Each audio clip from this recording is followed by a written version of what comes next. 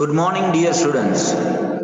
आज हम एक फोर्थ सेमेस्टर की शुरुआत करने जा रहे हैं। इसमें हम आज जो सब्जेक्ट के बारे में डिस्कशन करने वाले हैं उस सब्जेक्ट का नाम है पॉलीफेज ट्रांसफार्मर और rotating machine, AC machine. Okay, जो हमारा सब्जेक्ट है वो है polyphase transformer and rotating AC machine के बारे में आज डिस्कशन करेंगे।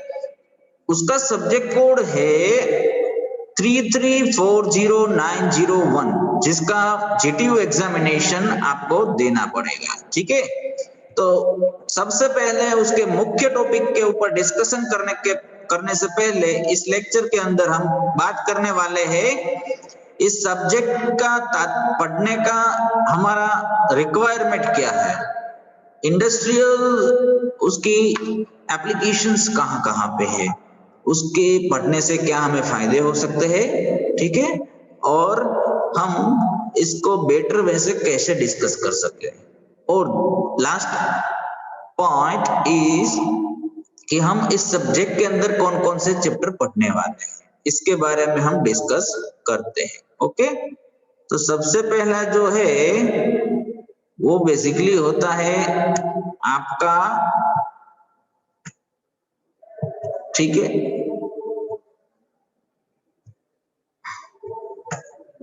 इस सब्जेक्ट के अंदर हम डिस्कस करने वाले हैं कि कौन कौन से टॉपिक हमें पढ़ने हैं। उससे पहले इस कोर्स का बेनिफिट क्या है पढ़ने का वो हम देख लेते हैं। देखिए, इसके बारे में पढ़ने से हम थ्री फेज ट्रांसफार्मर के बारे में पढ़ सकते हैं, मतलब उसका नॉलेज ले सकते हैं। उस थ्री फेज ट्रांसफार्मर जो होते हैं उसको कैसे हम ऑपरेट करवा सकते हैं पैरेलल में, वो भी हम सीख सकते हैं। थ्री फेज और सिंगल फेज इंडक्शन जो मोटर होती है, जो एसी मोटर बोली जाती है, जो अल्टरनेटिंग वोल्टेज करंट पे काम करती है, मतलब एसी वोल्टेज पे काम करती है।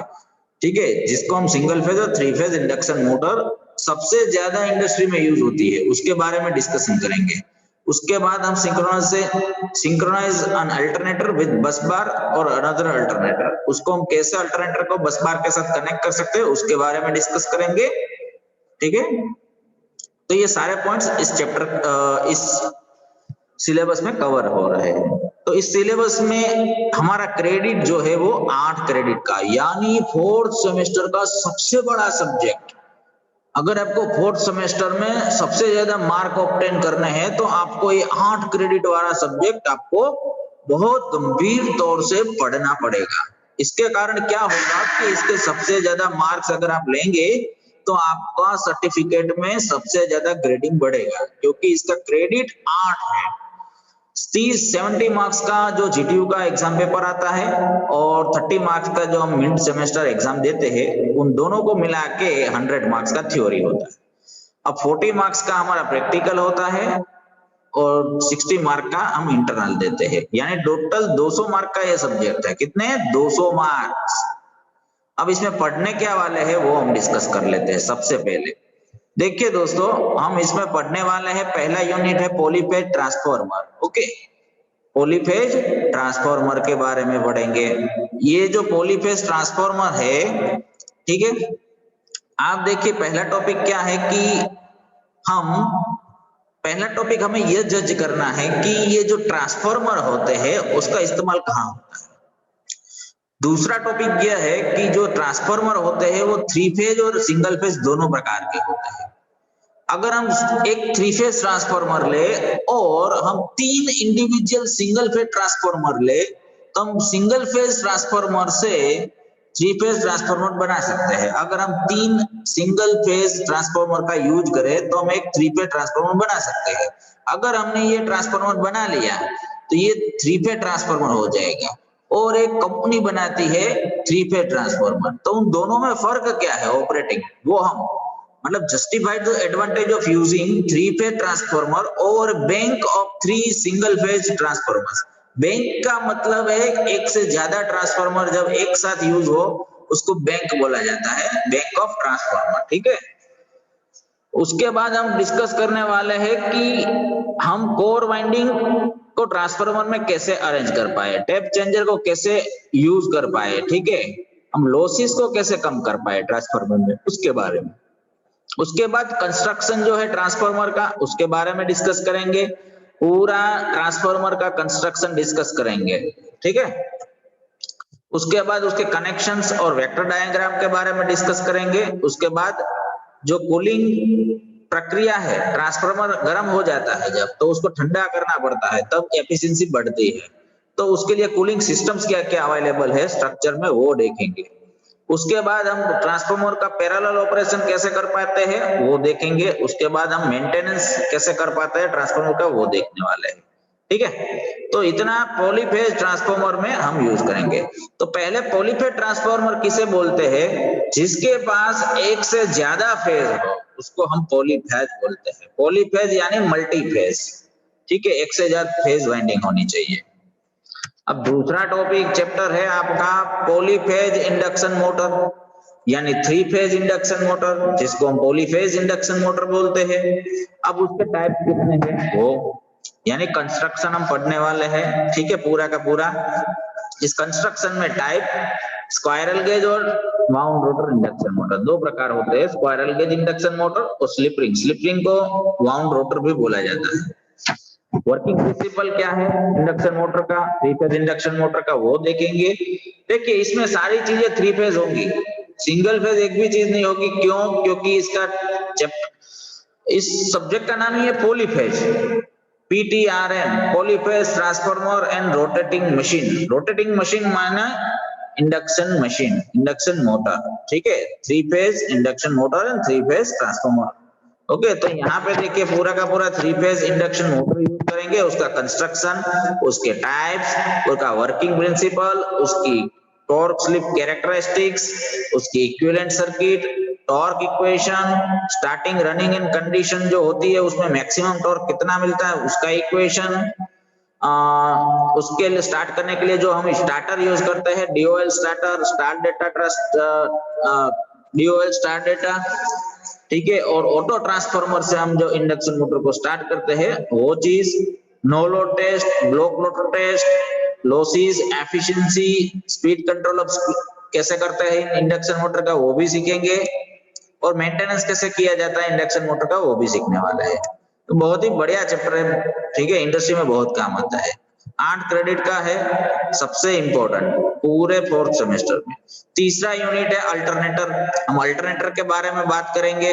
तो अल्टरनेटर किसे बोलते हैं उसके बारे में हम डिस्क्राइब करेंगे यूनिट नंबर 3 के वीडियो लेक्चर के अंदर, जिसमें हम principle of working and construction of salient and cylindrical rotor के बारे में डिस्कस करने वाले हैं। उसके बाद इक्विवेलेंट सर्किट अल्टरनेटर की क्या होती है और फेजर डायग्राम क्या होता है वो डिस्कस करेंगे। उसके बाद डिस्कस करने वाले हैं voltage regulation bye synchronous impedance method, open circuit and short circuit characteristic describe करेंगे अल्टरनेटर की। उसके बाद सिंक्रोनाइजेशन कैसे किया जाता है अल्टरनेटर का विद बस बार, वो डिस्कस करेंगे। बहुत ही इंपॉर्टेंट चीज है अल्टरनेटर का सिंक्रोनाइजेशन विद बस बार, ये इस चैप्टर का सबसे महत्वपूर्ण टॉपिक, ठीक है। कूलिंग सिस्टम क्या होनी चाहिए अल्टरनेटर में, मेंटेनेंस कैसे किया जाता है अल्टरनेटर में, वो डिस्कस करेंगे। चौथा चैप्टर है सिंक्रोनस मोटर। ये भी एक थ्री फेज मोटर है, सिंक्रोनस स्पीड से रोटेट करती है, इसलिए इसको सिंक्रोनस मोटर बोला गया है। इसमें हम इसका प्रिंसिपल ऑफ वर्किंग सीखेंगे, उसकी स्टार्टिंग मेथड्स क्या है उसको स्टार्ट करने के लिए वो सीखेंगे, उसकी इक्विवेलेंट सर्किट और फेजर डायग्राम, ठीक है।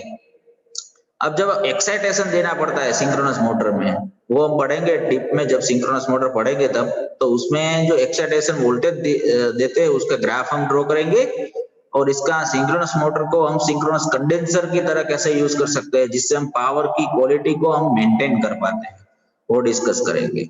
हंटिंग एंड प्रिवेंशन, इसके बारे में भी डिस्कस करेंगे, ठीक है। Maintenance of transformer synchronous motor के बारे में भी डिस्कस करेंगे।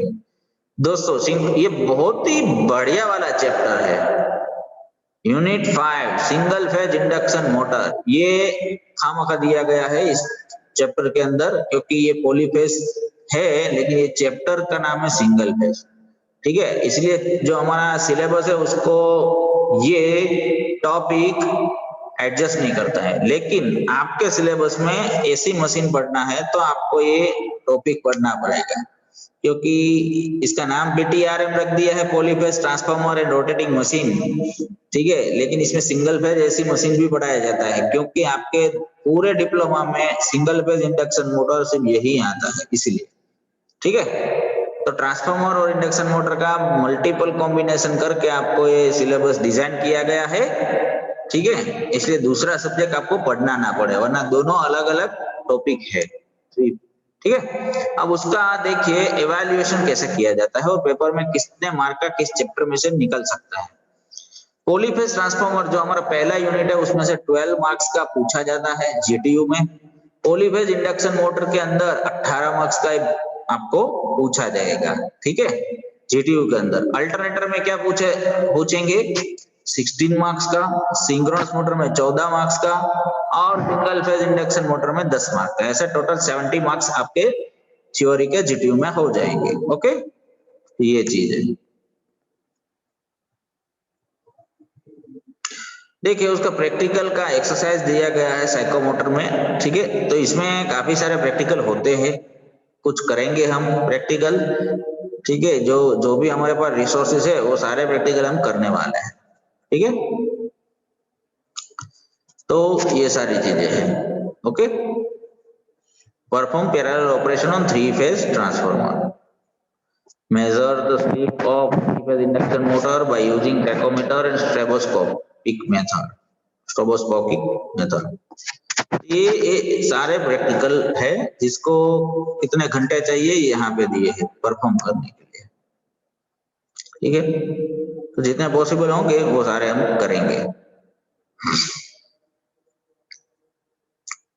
तो ये सारी स्टूडेंट एक्टिविटीज दी गई है, जिसमें आपको 3 फेज इंडक्शन मोटर का वर्किंग प्रिंसिपल, 3 फेज अल्टरनेटर का, 3 फेज इंडक्शन मोटर का स्टार्टर्स का वर्किंग, ये सारी एनिमेशन इलुस्ट्रेट करनी पड़ेगी, ठीक है। ऐसा आपने दिया है, हम देंगे नहीं आपको करने के लिए।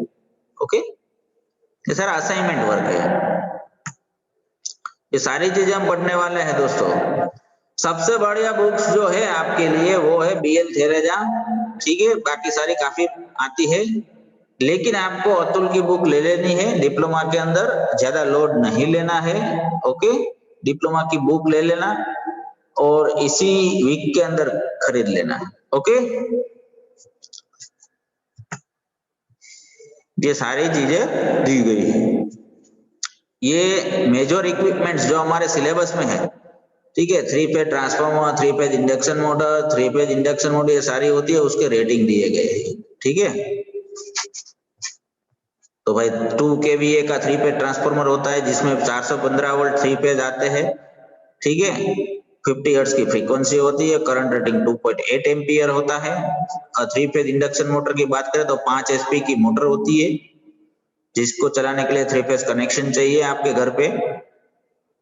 ओके, तो 3 फेज इंडक्शन मोटर हम सबके घर पे होती ही नहीं है, ज्यादातर खेतों में बहुत यूज की जाती है, लेकिन घर पे बहुत नहीं होती है, ठीक है। 1400 RPM से रोटेट होती है।